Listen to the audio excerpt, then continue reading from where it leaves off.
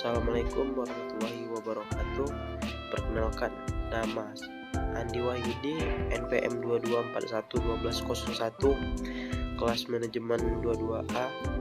Di sini saya akan menyampaikan tugas materi 5, yang mana judulnya manajemen modal kerja. Definisi manajemen modal kerja. Manajemen modal kerja terdiri dari dua unsur, yakni aktiva dan kewajiban lancar. Dalam dunia akuntansi, manajemen modal kerja adalah suatu strategi dalam memelihara tingkat keseimbangan aset lancar dan juga kewajiban lancar, seperti pengelola arus kas, persediaan, serta utang dan piutang perusahaan. Manajemen modal kerja memiliki peran yang sangat penting dalam suatu bisnis. Setiap keputusan dari manajemen bisa berdampak secara langsung dan meningkatkan laba, risiko penjualan, juga harga saham perusahaan. Hal tersebut berhubungan langsung dengan penjualan yang meningkat serta dana yang diperlukan untuk biaya aktiva lancar. Tujuan manajemen modal kerja. Tujuan dilakukan modal kerja yaitu agar suatu bisnis bisa mengolah aset lancar dan utang lancar, sehingga bisa memperoleh modal kerja atau utang neto yang baik dan menjamin tingkat likuiditas pada suatu bisnis. Aktiva lancar ini bisa berbentuk kas, sekuritas, piutang, persediaan, dan juga pendanaan.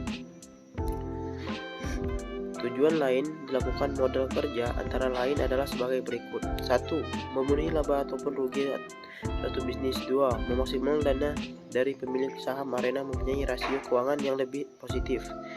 4. Mempunyai penghargaan modal kerja agar pembayaran kebutuhan bisa dilakukan secara tepat waktu. 5. Mampu melindungi perusahaan dari terjadinya krisis modal kerja.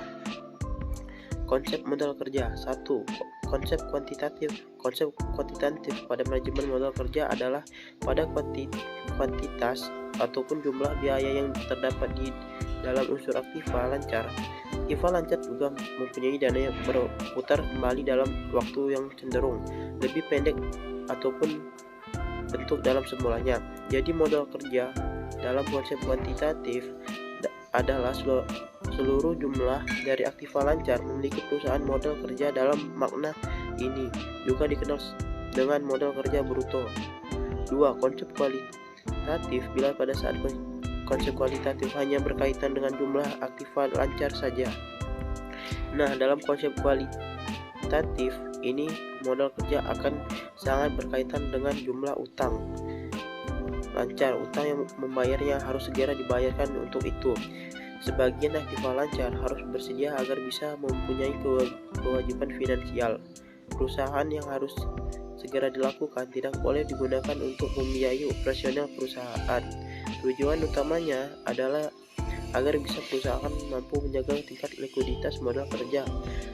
Kualitas pun sering disebut dengan modal kerja neto. 3. Konsep fungsional.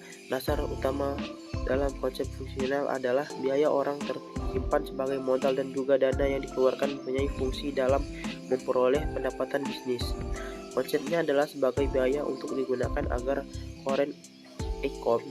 Nah, sebagian biaya lain juga digunakan pada periode akuntansi ini. Namun juga periode dana tersebut digunakan agar bisa mendapatkan current income.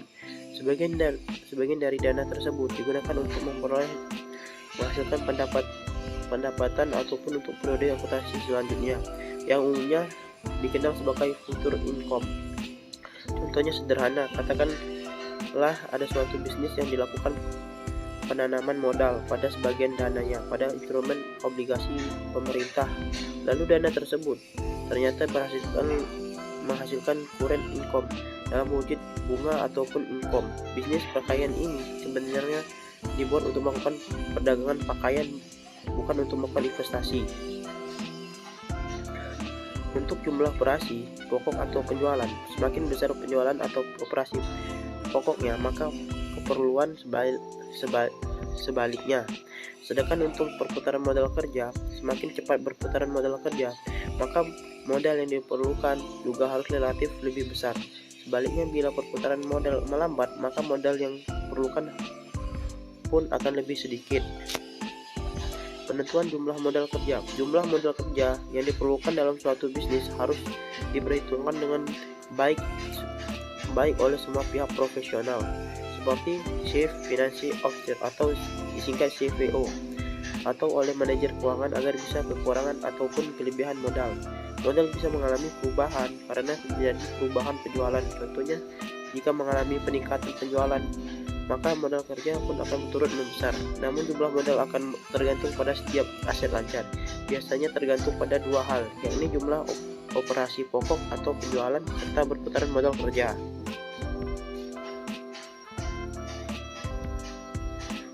Untuk jumlah operasi pokok atau penjualan semakin besar penjualan atau operasi pokoknya, maka penjualan modal bisnis pun akan menjadi besar.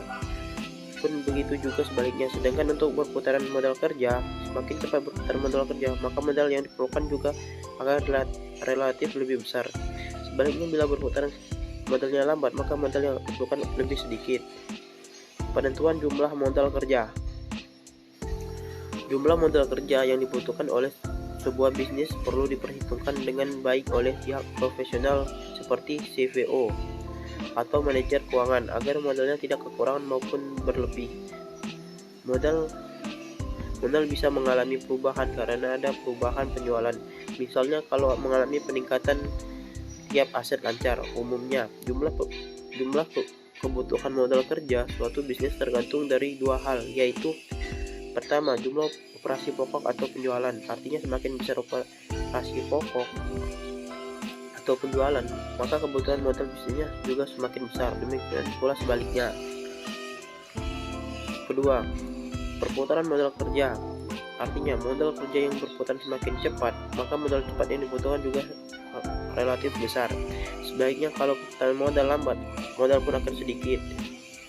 Kesimpulannya, manajemen modal kerja adalah strategi untuk memelihara keseimbangan aset lancar atau current asset dan kewajiban lancar current liabilities seperti pengelolaan arus kas, persediaan serta utang dan piutang.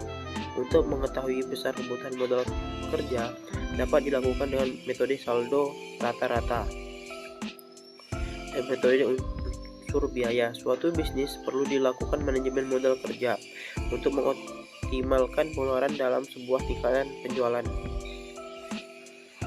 Memperoleh dana dari investor karena memiliki rasio keuangan yang positif dapat menghargai modal kerja, sehingga pembayaran kebutuhan selalu dilakukan dengan tepat waktu dan memiliki proteksi dari krisis modal kerja.